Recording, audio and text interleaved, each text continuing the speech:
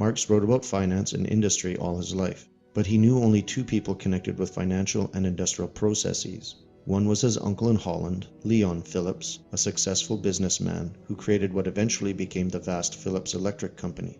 Uncle Philip's views on the whole capitalist process would have been well-informed and interesting had Marx troubled to explore them, but he only once consulted him on a technical matter of high finance, and though he visited Phillips 4 times, these concerned purely personal matters of family loans.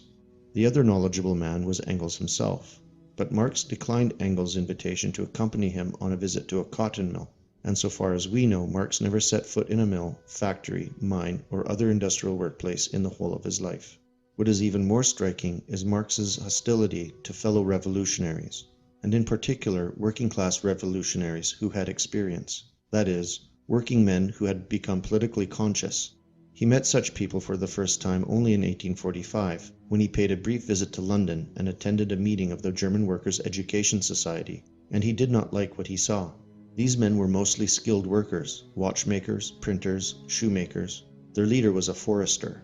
They were self-educated, disciplined, solemn, well-mannered, very anti-bohemian and anti-liberal, anxious to transform society but moderate, without the practical steps to this end. They did not share Marx's apocalyptic visions, and above all, they did not speak in his academic jargon. He viewed them with contempt.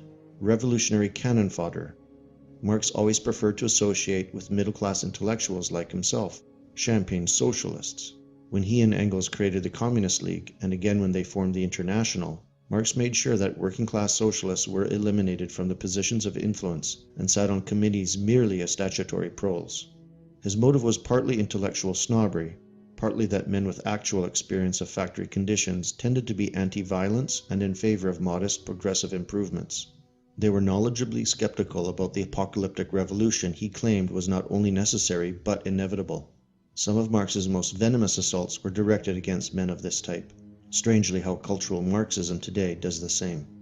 Thus, in March 1846, he subjected William Weitling to a kind of trial before a meeting of the Communist League in Brussels. Weitling was the poor illegitimate son of a laundress who never knew his father's name, a tailor's apprentice who by sheer hard work and self-education had won himself a large following among German workers. The object of the trial was to insist on correctness of doctrine, and to put down any uppity working-class type who lacked the philosophical training Marx thought was essential. Marx's attack on Weitling was extraordinarily aggressive. He was guilty, said Marx, of conducting an agitation without doctrine. This was all very well in barbarous Russia, where you can build up successful unions with stupid young men and apostles, but in a civilized country like Germany, you must realize that nothing can be achieved without our doctrine." End quote. And further to this, he said, "If you attempt to influence the workers, especially the German workers, without a body of doctrine and clear scientific ideas, then you are merely playing an empty and unscrupulous game of propaganda, leading inevitably to the setting up on the one hand of an inspired apostle, and, on the other, of open-mouthed donkeys listening to him." Weitling replied he had not become a socialist to learn about doctrines manufactured in a study. He spoke for actual working men and would not submit to the views of mere theoreticians who were remote from the suffering world of real labor. This, said an eyewitness, so enraged Marx that he struck his fist on the table so violently that the lamp shook. Jumping to his feet, he shouted, "Ignorance has never helped anybody yet." The meeting ended with Marx still striding up and down the room in violent rage. This became the pattern for further assaults, both on socialists of working-class origin and on any leaders who had secured a large following of working men by preaching practical solutions to actual problems of work and wages, rather than doctrinaire revolution. Marx, then, was unwilling either to investigate working conditions in industry himself, or to learn from intelligent working men who had experienced them. Why should he? In all essentials, using the Hegelian dialectic, he had reached his conclusions about the fate of humanity by the late 1840s. All that remained was to find the facts to substantiate them, and these could be garnered from newspaper reports, government blue books, and evidence collected by earlier writers. And all this material could be found in libraries. In a sense, then, the facts are not central to Marx's work. They are ancillary, buttressing conclusions already reached independently of them. Capital, the monument around which his life as a scholar revolved, should be seen then not as a scientific investigation of the nature of the economic process it purported to describe, but as an exercise in moral philosophy, a tract comparable to those of Carlyle or Ruskin. It is a huge and often incoherent sermon, an attack on the industrial process and the principle of ownership by a man who had conceived a powerful but essential irrational hatred for them. Curiously enough, it does not have a central argument which acts as an organizing principle.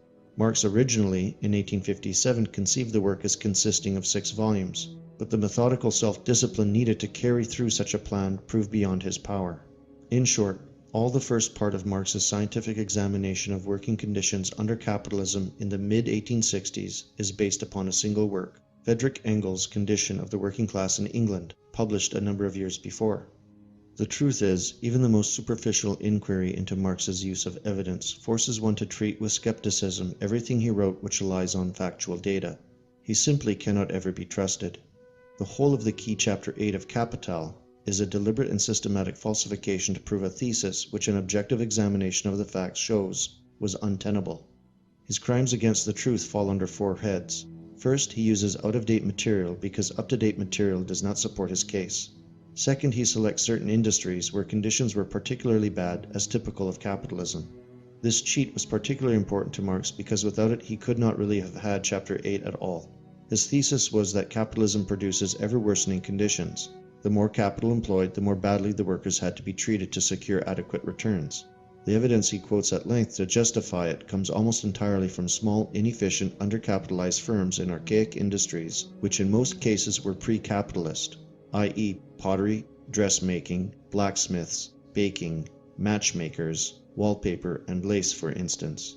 Thirdly, using reports of the factory inspectorate, Marx quotes examples of bad conditions and ill-treatment of workers as though they were the inevitable norm of the system. In fact, these were the responsibility of what the inspectors themselves called the fraudulent mill owner, whom they were appointed to detect and prosecute, and who was thus in the process of being eliminated anyway. Fourthly, the fact that Marx's main evidence came from this source, the inspectorate, betrays his biggest cheat of all. It was his thesis that capitalism was by its nature incorrigible, and further, that in the miseries it inflicted on the workers, the bourgeois state was in fact its associate, since the state, he wrote, is an executive committee for managing the affairs of the governing class as a whole. But if it were true, Parliament would never have passed the Factory Acts, nor the state enforced them. Virtually all of Marx's facts, selectively deployed and sometimes falsified as they were, came from the efforts of the state to improve conditions which necessarily involved exposing and punishing those responsible for bad ones. If Marx then, though in appearance a scholar, was not motivated by a love of truth, what was the energizing force in his life? To discover this, we have to look much more closely at his personal character. It is a fact, and in some ways a melancholy fact, that massive works of the intellect do not spring from the abstract workings of the brain and the imagination. They are deeply rooted in the personality. Marx is an outstanding example of this principle. We have already considered the presentation of his philosophy as the amalgam of his poetic vision, his journalistic skill, and his academicism, but it can be also shown that its actual content can be related to 4 aspects of his character: his taste for violence, his appetite for power, his inability to handle money, and above all, his tendency to exploit those around him. The undertone of violence always present in Marxism and constantly exhibited by the actual behavior of Marxist regimes was a projection of the man himself. Marx lived his life in an atmosphere of extreme verbal violence, periodically exploding into violent rows and sometimes physical assault. Marx's family quarrels were almost the first thing his future wife, Jennifer von Westphalen, noticed about him.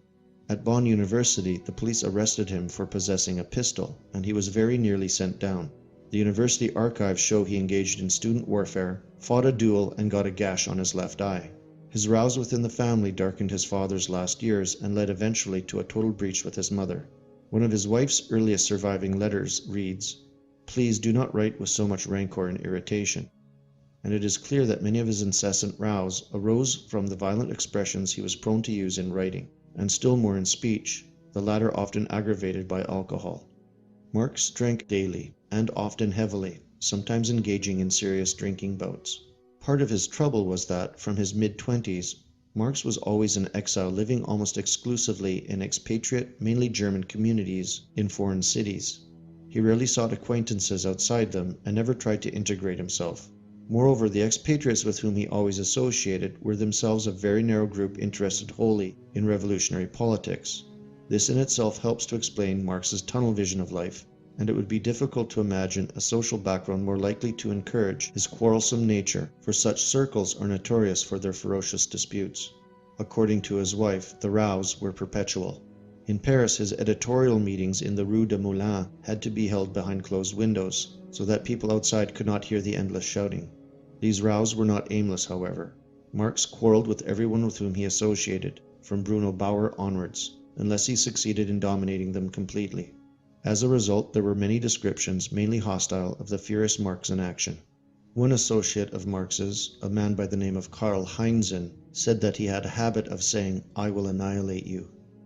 Perhaps not strangely, much of Marx's time was spent in collecting elaborate dossiers about his political rivals and enemies, which he did not scruple to feed to the police if he thought it would serve his turn.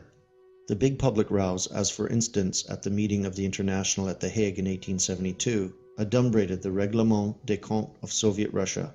There is nothing in the Stalinist epoch which is not distantly prefigured in Marx's behavior there. Occasionally blood was indeed spilt. Marx was so abusive during his row with August von Willich in 1850 that the latter challenged him to a duel. Marx, though a former duelist, said he would not engage in the frolics of Prussian officers, but he made no attempt to stop his young assistant, Konrad Schramm, from taking his place, though Schramm had never used a pistol in his life, and Willich was an excellent shot. Schramm was wounded badly.